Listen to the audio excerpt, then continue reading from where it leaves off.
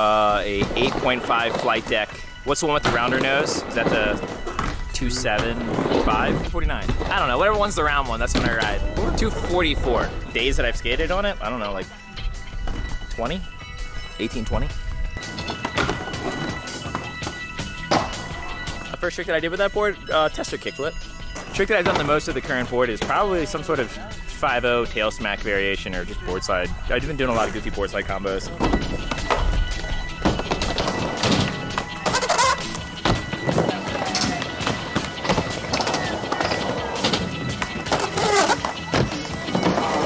I mean, there's a whole list of difference between a flight deck and a 7-ply. A lot of skaters who have the issue of breaking boards, I always tell them, like, get a flight deck, it's gonna save you a ton of money.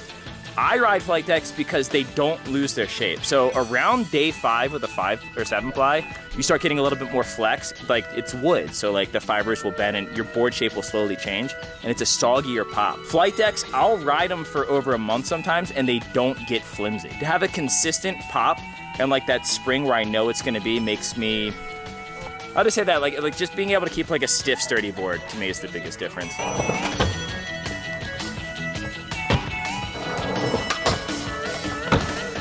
I've cracked the bottom layer of a flight deck once, and it was because I just stomped it in the middle.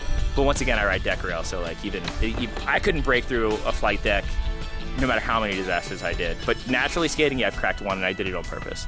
The only time I've ever seen someone break a flight deck is when they're intentionally trying to, and it was using like the biggest frontside disasters they possibly could and was slamming as hard as they could on the nose and the tail, and it still took like 8 goes. So like to actually break a flight deck naturally while you're skating is not gonna happen. I've never broken a flight deck, and I've been skating them for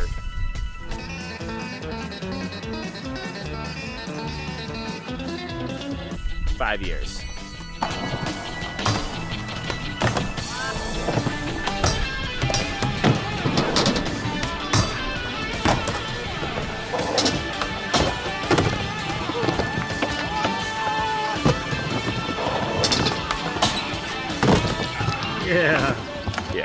Yeah, 8.5, the board size I normally ride is 8.5, and then the one with the rounder nose, which I think is the, whatever you said it was. And I love the new concave.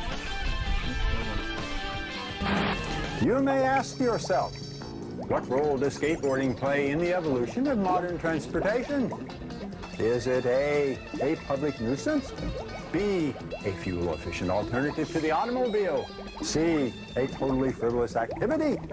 D, a modern sport capable of being practiced without a team nor organization? You decide.